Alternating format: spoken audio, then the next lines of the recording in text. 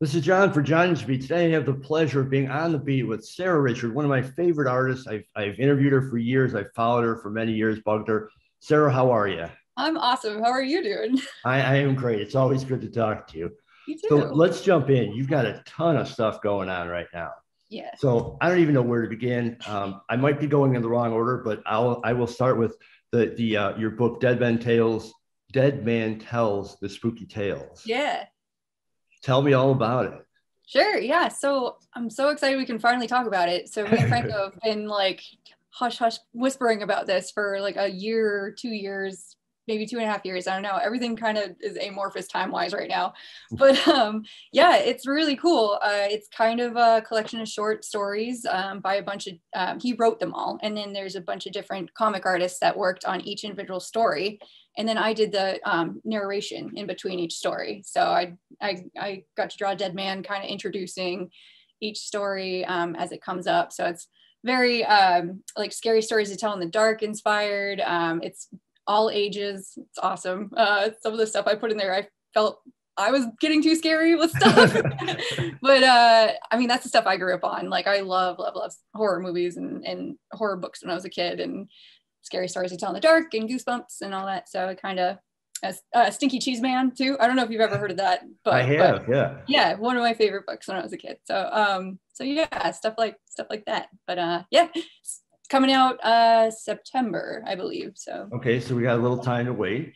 yep. But in the meantime, we've got other books. We have, Yeah. I know you have the Dead Handbook. Yeah, finally. I yeah, that thing is 4 months. It's been sitting on a cargo ship, I think. Honestly, I haven't even seen the final book yet. My Wow. copies are coming tomorrow. Wow, wow. So it's like people have sent me videos of them flipping through it, but it's like I want to kind of wait and I want to sit down and just look at it when it comes in like in person. So yeah, I'm so excited about that too, obviously.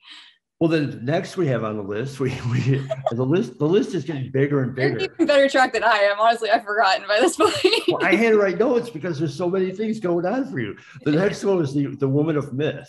What's Yeah. that about? Yeah, so that's kind of like going on like the Greek mythology books that I did last year. This is a new podcast, two ladies from the art history fangirl podcast. And so they wrote it, I illustrated it, obviously. But yeah, I'm super excited for it. I feel like I left a chunk of my soul in that book. Like it's like really close to 100% of what Sara wants to draw on that one. So it's a really, really special book. So I had like a playlist for each illustration. I had like a special like necklace or a crystal or something around, like just to get in the mindset of each one. And it really helped out actually. So And next on the list, I think we still have a couple more. Next on the yeah, list is the Little Book of Mushrooms. yeah, yeah. Tell me about Yeah. that one, because the title of that one just fascinated me. Yeah. So I got really lucky. I started working a lot with Adams Media, who is a Simon and Schuster imprint. So my manager that I work with there knows exactly the stuff that I like. So she's like, "Hey, we've got a mushroom book coming up, and I know you're a mushroom nerd, so A kind of how that came mushroom nerd. a little bit, yeah. I can't say my colleges because I don't know enough, but I'm nerdy for mushrooms. So, but yeah, it's gonna be cool. It's gonna be 75 illustrations of mushrooms.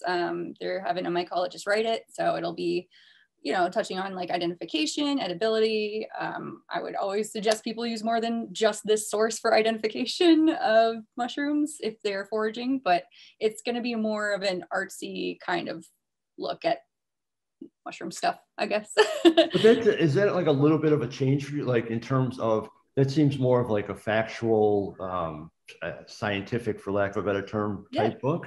it's funny because like so I did a real scientific-y sort of animal illustration book last year that it's kind of stuck somewhere in production, but this one they're kind of letting me get a little artsy with it. So like it is staying as scientific in appearance and stuff as I can get to the mushrooms, but I do get to add kind of some of my swirls and like fun little compositions and stuff. So it's gonna be cool. It's gonna be like this kind of middle ground between, like dry science and like making these mushrooms kind of have their own little personalities too. Like I'm trying to sneak in little narratives, I guess, for each one. Because it's crazy. Like mushrooms, they're not plants, they're not animals, you know, like they kind of lend themselves to this neat little alien other world that you can play with. So. Well, of course, you know, I'm going to have to ask you, do you have a favorite mushroom? Oh my God, do you have like 20 minutes? There's the ones I like to eat the most. There's the ones I like to look at the most. I got super into, you know, all the really easy ones to identify. So I'm not going to send myself to the hospital. But, smart, yeah. smart. Right. Yeah, like chicken of the woods, lion's mane. I have like a little turkey tail in my tea every morning. And they're all really, really good for you. So I'm always advocating for people to incorporate more mushrooms into their daily lives anyway. So well, I'm a big fan of the mushroom on pizza, on sandwiches, on burgers. I love mushrooms. Yeah, so. I used to hate them actually. I had like a really bad mushroom dish, I think, when I was a kid, and I always just thought they all tasted like dirt. And then I had a lion's mane mushroom with like lemon oil and pepper, lemon pepper, and it's just like my eyes were opened. Yeah. Well, now hopefully, you know, you'll open eyes of other people as they read so. the book, and they'll become mushroom nerds, or at least mushroom lovers, you know. Heck yeah. So, and you do have one more book, at least that I know of. You might have other stuff too. The Nectar of the Gods. Yeah. So that one is with Liv Albert, who I did the Greek mythology book with. So this is kind of our follow-up cocktail version of like her podcast is Let's Talk About Myths, Baby. So she's like really, really into Greek myths and super knowledgeable about everything, but we also like cocktails. So we did a book that's all cocktails inspired by different myths. So my favorite one is the Agamemnon's bathwater, and it's basically the myth of Agamemnon who got stabbed in his tub. So it's a very, you know, like red drink, and I like it. Yeah. So it's a lot of like really nerdy mythology drinks. But that one got pushed to April, unfortunately, but you can still pre-order it. So it's still coming. Well, you know, I'll be pre-ordering it, of course. Thanks. So like, how does it work? Like when, do you approach publishers for stuff, or do they approach you? And then once they approach you, like, how do you put your spin on it then too? Is that part of the negotiation? Yeah. So this was really lucky. Like I knew some friends that I worked with in comics and stuff, and a project came up, the Greek mythology project came up, and they're like, we need an author that or an illustrator that kind of can do a style that's sort of like Lore Olympus, but sort of has their own thing, but also kind of has like Hercules tints to it and stuff. So that was my first project with them. So I did my best. Like I tried to do exactly what they wanted, things in early, you know, like with any project when you're first starting with a new company or a new editor, like just get that in early, get, you know, really good communication. And that's really helped me out. So I've kind of formed this really good relationship with Adams Media. And so now it's basically like my manager knows I like spooky stuff and like mushroom things and animals. And like, I tell her what I like, and then she'll be like, hey, do you want to do this project? It's outside of your kind of scope of what you usually do. And then, you know, I can see if it's going to gel with me or not. But other than that, yeah, sometimes I'll just, conventions when they were a thing, I would. Well, they're becoming a thing again. Yes, yeah, definitely. I'll be at Wicked Comic Con in April. I'm super excited for that. But yeah, it's kind of all over the board. Like it really depends project per project. So it's been cool to kind of be in a nice little spot with Adams Media right now. So yeah. Now, you know, I've talked to you, you know, many times over the years. I don't think I've ever asked you when you were starting out, or before you started out, actually, when you were a teenager or whatever. Yeah. When did it come into your mind that you could make this a career? Well, I knew my dream of being a killer whale trainer was not going to work out. I don't know why. I know, it's weird. I'm really glad it didn't after watching Blackfish too. So like that worked out okay. Terrible at math, so it's like, all right, veterinary school is going to be tricky. I don't know.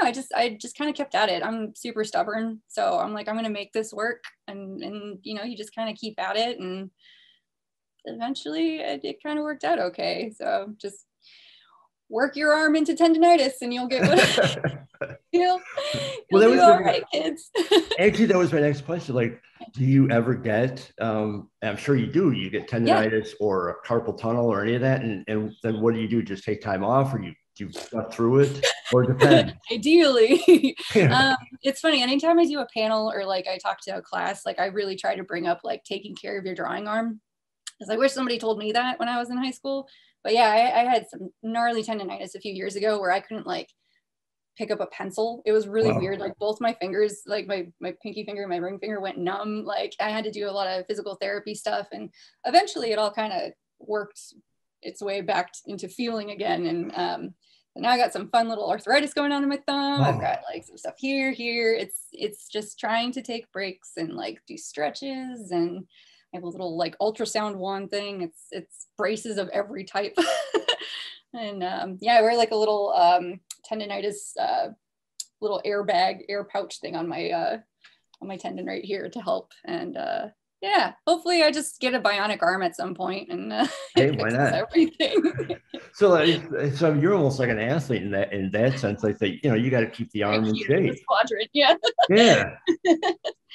Well, so my next question, I have to get back to Becky Lynch. Did you follow her yesterday? No, I'm so far behind on everything. Oh my God. So I kind of rely on everybody to tell me what's going on with her. Like I admire her from afar and beyond many veils. Would you not want me to spoil what happened yesterday? Yeah. No, I need to know. Yeah. Oh, she won. She beat Lita in the it was a good match. It was a big brawl, and Lita put on a good show, and now so Becky's got to face Bianca Belair at WrestleMania. Oh, cool. She just seems like such a rad person. Like she just seems cool, like a good person, which is awesome. And she's solid in the ring, like like she's fluid in the ring is what I'm trying to say. Some of the wrestlers are kind of stiff and make the move, but her seems really natural. So and like when I used to watch a ton of wrestling with my brother like years ago, that was always my favorite, was to see the aerobatics and like the people who are really like almost gymnasts. Totally blank. There's one guy who would just like launch himself. That's probably 10 people, but I'll think of it in like 20 minutes what his name is and then be like, crap. But yeah, I love when it is gymnastics. Basically, I used to do gymnastics, so like anytime I get to see a wrestler that's putting a little extra air into their stuff, it's athletic. I mean, people, we all know it's scripted, obviously, but they're excellent athletes. There's no doubt about that. Yeah, absolutely. That takes a lot of training to be able to do that. I tried jumping over something the other day and I was my jumping over days are long gone. My knees are. But that's about it. Well, on the same subject of athletics, you announced that you're going to do a mutter.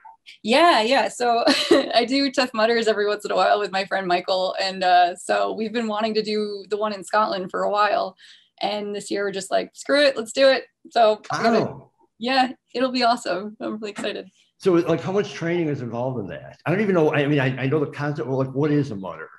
Oh, it's kind of like just a race obstacle course kind of thing. So you can do half mutters. The full mutters are either like 9 to 11 miles long, and then you've got kind of like climb over this wall, and it's really cool. There's a lot of people that it's really good teamwork. You might go into it with a friend, but everyone who's doing the race will help people get over obstacles if they need to do it. And it's really cool. Everyone's just there to have fun and meet new people and like help people achieve their goal of like running a full Tough Mudder. There are a few things that will electrocute you there. There's a few tunnels underwater that I've gotten more and more claustrophobic in my past few years. So you don't have to do all of them. You can like skip no one's like there telling you have to do it. So, luckily. But yeah, it's cool. Ideally, I should have been running through all of this quarantine, but my knees are basically dust and I'm a baby deer right now. So like I need to really work on getting ready for that, or it's going to be really painful. But I'll be in Scotland, so I'll just eat more haggis. So it's a win-win either way, right? I mean, you're in Scotland. Yeah. So are there any projects going on that you can talk about or coming up? Yes. Let's see. I am technically still working on the mushroom book, so that's going on, but everybody knows about it. I'm doing a story for Tales for a Halloween Night 8. So that's the John Carpenter collection of short stories. So I've got a story that involves my boyfriend and our cat. Awesome. Oh, wow. Eating him. Yeah. So now, does he know? I mean, he probably knows about it, but does he know that? Yeah, he's okay with it, even being eviscerated and everything. So I made sure. But yeah, so working on that, and working on another ghost story, short story collection. I'm not sure I can talk about it yet, but it's another kind of similar thing, like a collection of short stories, the narrator in it, with another horror author. So okay. Yeah, as soon as I can mention more about that, or know that I can, I'll totally mention that too. So cool. I'll be bugging you for that. So great, thanks. Yeah, and then I've got a ton of stuff for Gallery 1988 that I'm working on too. I just boxed it up, but I did a Candyman piece for their 30 years on show. So any movie that's from 1992, they're gonna have a big group show about. So I did 2 like lover's eyes, like the Victorian eye portraits of Candyman and Helen. So nice. Really excited about that. Yeah, I'll show that as soon as I can too. I might try to put a sneak peek on later today. But yeah, so that's in a box now, about to be sent out, and then a few other things for them this year as well. And looking at my board. yeah. That's about what I can say. Well, that's a pretty full plate with that, and the books are either printed or in progress or in shipment. Yeah, you're one busy. Oh, I'm sorry. One last thing I need to ask you. Yeah, totally. I know you've explained it, but to the viewers who haven't seen it, could you explain your title of lady? Oh yeah, okay. So there's a few companies in Scotland. They're conservation companies where you can purchase like a little plot of land. So technically, I have 2 square feet in Aberdeenshire and Glencoe, I think. And because of some rules saying that you're a landowner, you get lady titles. There's a lot of people who are like, it doesn't really matter, whatever. I think it's fun, and I'm helping with some conservation. Sure. So that's really what means the most to me anyway. And it's just neat. It's just ladies. Oh, no. Hey, it's cool. Yeah. Are you going to visit your plot of land when you go to the butter? Soon as I can. Yeah. I mean, if I can, yeah. I actually have like a card too that says like awesome. May style herself as lady or something, and it has like coordinates to where my little plot is, and then they send you these kind of personalized little photo books. They're like, here's what's happening around your plot. Oh, that's awesome. Mushrooms, here's a frog. So it's really neat.